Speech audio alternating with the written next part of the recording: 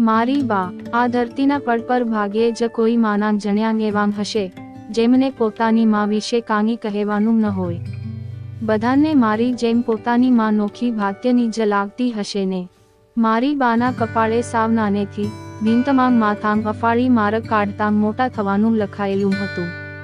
એમના બાપુને ઘરે દોમદોમ સાહેબી, પણ હજુ તો આને બદામ કહેવાય ને આને કાજુ કહેવાય એવું બા સમજતા થાય એ પહેલાં એમના બાપુ રંગૂન મેલીને આવતા રહ્યા ને ધંધાની અજમાયશોમાં પેલી જાદુઈ દુનિયા એવી ઝપાટાભેર અદૃશ્ય થઈ ગઈ કે નાનાને ખોબા જેવડા ગામડે ટીકડા ગોળાની હાડટી માંડવાનો વારો આવ્યો.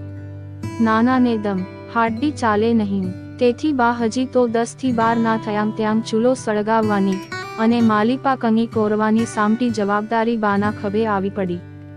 ઘર સાથે જ ખેતરની મજૂરી બહુ વહેલી વળગી. સવારના 4 વાગ્યે દિવસ ઉગી જાય પછી હાથમે ક્યારે એનું કાંઈ નક્કી નહીં. લાની ટાણે ઉડ્ડુમ રાખે ત્યારે આખી રાત વાઢવાનું. કાળી મજૂરી કરી ઘર ચલાવતી બા 14મા વર્ષે એના જ ગામમાં પરણી ત્યારે બાપુની ઉંમર હતી 25 વર્ષ. ગામના પોલીસ પટેલના દીકરા સિવાયની એમની કોઈ ઓળખ નહોતી. દાદાની ધાકે આસપાસના ગામડાં ધ્રુજે તો ઘરનાનું તો પૂછવું જ શું. દાદાની ધાક અને લોકો પર ગુજારાતા જુલ્મોને ફાટી આંખે જોતા બાપુ કદાચ એટલે જ વ્યવહાર બુદ્ધિથી છેટા રહી ગયેલા, પલોટાયા વગરના રહી ગયેલા. બાને તો ઘરના દાજ્યા વનમાં ગયા તો વનમાં આગ લાગી જેવો ઘાટ હતો. દાદાના તોરનો તાપ જો ગામ ન ઝીલી શકતું હોય તો બાનું તો શું ગજું. ઘરમાં ઊંટના ઊંટ વયામ જાય, અનાજના ઢગ ખડકેલા હોય, પણ પોતાના ભૂખ્યાંગ ભાંડરુને એક ટંકનો રોટલો દેવાનો બાને હક નહોતો. ચોધાર આંખે ભાઈઓને વળાવી દેવા પડતા. દાદાની બદલીઓ થતી ગઈ ને પછી તો નોકરીએ ગઈ, પણ એમનો તાપ તસુભારે ઓછો નહોતો થયો. અથડાતા કુટાતા ગામે ગામના પાણી પીતા છેક 1960માં બાપુ જીંથરી ગામે ઠરીઠામ થયા. બાપુ આસપાસના 20 થી 25 ગામના ગામડાઓમાં મોસમની ચીજો વેચતા. બરફથી માંડીને બોરની ફેરી કરતા બાપુ એકાંતરે ધંધા બદલતા, પણ એમની તકદીર બદલવાનું નામ નહોતી લેતી. છાપાની એજન્સી મળતાં રખડવાનો પટ સાંકડો થયો પણ આવકમાં ઝાઝો ફેર ન પડ્યો. ચાદર હતી એવડી ને એવડી જ રહી પણ પગ લાંબા થતા ગયેલા. 400 રૂપિયાની આવકને અમે 5 ભાઈ બહેન ઉમેરાયા હતા. ઘર જીંથરી ગામને બાપુ આસપાસના બજુડ સણોસરા, ધોળા, સોનગઢ વગેરે ગામો સુધી સાયકલ પર ફેરી કરે. અમારું ઘર જીંથરીના દવાખાનાની હદની બારું. બાવળ બોયડી ને ઇંગોરિયાના ઝુંડ સિવાય અમારે કોઈ પાડોશી નહોતા. લાયક તો છેક 1983 માંગ લીધી. આને કાજળકાળી રાત કહેવાય એવી જ્યારે ખબર નહોતી પડતી ત્યારે બા અમને ઢબુરીને વાટ જોતી બેસી રહે. બાપુ આવે ન પણ આવે કાને ઠેકાણું નહીં. એક વાર તો ધંધાની ભીંસે મૂંઝાયેલા અકળાયેલા બાપુ હારી થાકીને વગર ટિકિટે ગાડીમાં ચડી બેઠા છેક અજમેર સુધી. તે 4 દાડે પાછા આવ્યા હતા. કઈ ધીરજે બા બેસી રહી હશે એ 4 દાડા એ તો એ જ જાણે. અમારી કોઈની સમજ એના રડવામાં સૂર પુરાવવાથી વધારે નહોતી એ સમયે. એ કાઠા કાળમાં ડોક ઊંચી રાખીને ટકી રહેવા ઝાવામ નાખવામ પડતા. ટંક ચૂક્યા નહોતા, પણ ચૂકી જવાની ધાસ્તી તો કેટલીય વાર અનુભવીતી. જે ઉંમરે છોકરાં નિશાળેથી આવી માને ચૂપચાપ બેઠેલી જોઈ સમજી જાય કે નક્કી આજે કશું ખશે, ત્યારે અમે સમજી જતાં કે માં ચૂપચાપ બેઠી છે તે નક્કી આજે કંઈ જ નહીં હોય.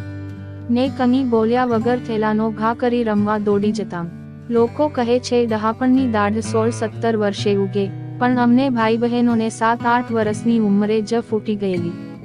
બાળપણને બહુ વહેલું હળવેકથી આવજો કહી દીધેલું. કાઠા કાળમાં વખત સાથ છોડે એ પહેલાં માણસો સાથ છોડી દેતા હોય છે, એનો અમને નાનેથી અનુભવ. ગામની એકમાત્ર કરિયાણાની દુકાન હોરો ચલાવે.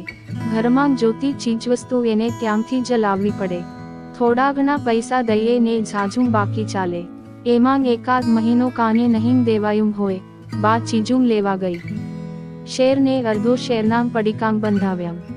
જેવી પૈસાની વાત આવી કે ડોકમાં સીધી કાતરીવાળી મારી બાએ આજીજી શરૂ કરી. આજે આંખ બંધ કરું તો એ દૃશ્ય એવું ને એવું દેખાય છે. હોરાના બોલ કાનમાં એવા ને એવા પડઘાય છે. ભલે પડ્યામ પડીકામ, પૈસા આવે ત્યારે લઈ જાજો. બા આમ તો ટંકણખાર જેવી, ઝાઝી વાર ભાઈ બાપા ન કરી શકે એ દિવસથી એને જાણે કે ગાંઠ વાળી લીધી મનમાં. એક ખંભો ધર્યા વગર આ સંઘ દ્વારકા નહીં પહોંચે એવી એને ખાતરી થઈ ગઈ ને એને ઘરને બે પૈડે ચલાવવા કમર કસી. ભડકડે ઉઠી ચા ભાખરી કરી છાણનો સૂંડો લઈ નીકળી પડે. કોક દી એકાદી બેન પણ ભેળી જાતી. કડકડતી ટાઢ્ય કોને કહેવાય એ તો હવે શાલ ઓઢીએ છીએ ત્યારે ખબર પડે છે. એ સમયે તો જળી ગયેલા ફરાકમાં નહોતી લાગતી. અમારી જંગી જમાત ઉઠે એ પહેલાં હાથ એકનું જાળું ખડકીને ફળિયામાં ઠાલવી દે. પાણીયારેથી હેલ્ય લેતી 10-12 હેલ્ય પાણી ભરી આવે. પછી અમને ધમારતી જાય, લુગડાં ધોકાવતી જાય ને 9:15 થાય ત્યાં અમારી ટીંગર માટે રોટલા શાક તૈયાર હોય. બધાને નિશાળે વળાવી લૂસલૂસ ખાઈ ઢાંકો કરી સીવવાની થેલી લઈ હડી કાઢે પડખેના સોનગઢ ગામે. અમે 5:30-6 પાછા આવીએ ત્યારે થાળી જેવડી ભાખરીયું કામ બાજરાના બઢાને બટેટાનું રસાવાળું ફળફળતું શાક હાજર જ હોય. આખા પાડોશની બાયું તડાકા મારતી હોય. પણ બાએ એવા મોહમાં અમને ટાઢું ખવડાવ્યું હોય એવું યાદ નથી. રાતે ફાનસના અંજવાળે અમે વાંચીએ લખીએ ને એ કંઈક ટાંકા ટેભા કરતી હોય. મને સાવ નાનેથી જ નિશાચરની જેમ 2-2:30 સુધી વાંચવાની લત. ફળિયામાં ઘોર અંધારું હોય એટલે 2-3 વાર બાને પછવાડે લઈ જવા ઉઠાડું. નીંદરમાં ખેબાંગ ખાતી એ ભેળી આવે જ. વાતે વળકું કેમ નહોતું ભર્યું એની આજે નવાઈ લાગે છે.